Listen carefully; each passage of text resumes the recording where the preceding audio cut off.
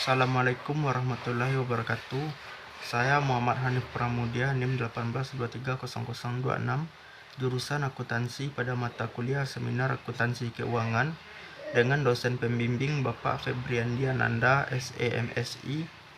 Baiklah, kali ini saya akan membahas mengenai pengeluaran pembayaran berbasis saham dan dampaknya pada perusahaan besar Inggris. 1. Pembahasan teori yang terkait dengan tema. Artikel ini membahas perdebatan seputar metode akuntansi untuk pembayaran berbasis saham di Inggris berakhir dengan adopsi Inggris standar akuntansi FRS 20 atau ASB 2004 dan standar akuntansi internasional IFRS 2 atau IASB 2004. Standar ini mensyaratkan perusahaan untuk mengakui pembayaran tersebut sebagai beban yang diukur pada nilai wajar. Meskipun sifat dan istilahnya berbasis saham, pembayaran sebelumnya telah diwajibkan di Inggris untuk diungkapkan dalam catatan terlampir pada laporan keuangan.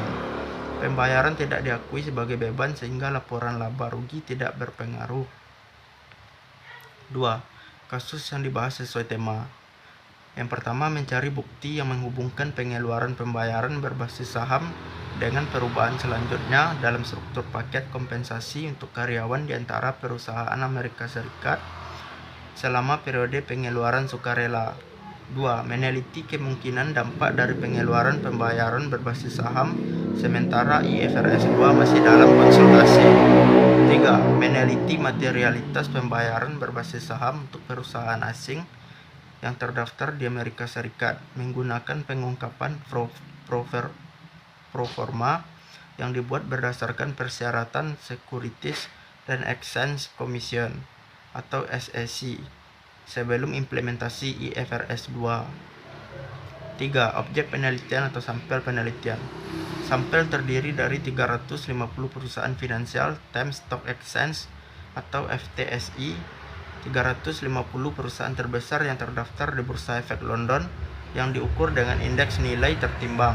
Ini mencakup 11 sektor bisnis, dan ini memberikan kesempatan untuk mempelajari dampaknya pada berbagai sektor bisnis.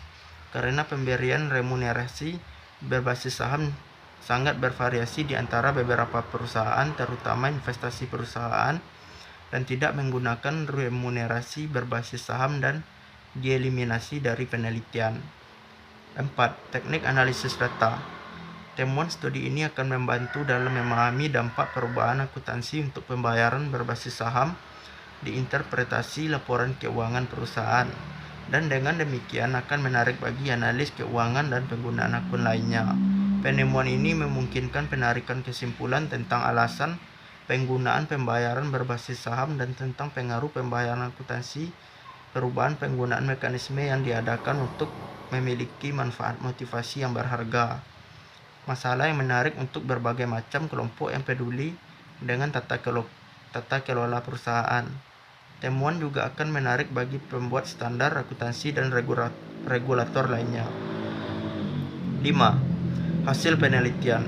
Hasil penelitian menunjukkan bahwa dampak sebenarnya dari pengeluaran pembayaran berbasis saham lebih sederhana daripada disyaratkan oleh studi sebelumnya di negara lain dan di perusahaan Inggris.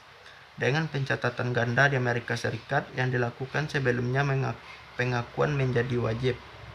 Temuan penelitian ini juga berbeda dari Schroeder dan Schauer 2008 yang menemukan dampak signifikan pada laba bersih yang dilaporkan dalam studi pasca adopsi mereka dari sampel perusahaan di Amerika Serikat. Perbedaannya antara hasil studi ini dan studi negara lain menunjukkan bahwa terdapat perbedaan yang nyata sejauh mana perusahaan di berbagai negara menerapkan pembayaran berbasis saham. Baik, mungkin hanya itu yang dapat saya bahas untuk kali ini. Saya ucapkan terima kasih. Assalamualaikum warahmatullahi wabarakatuh.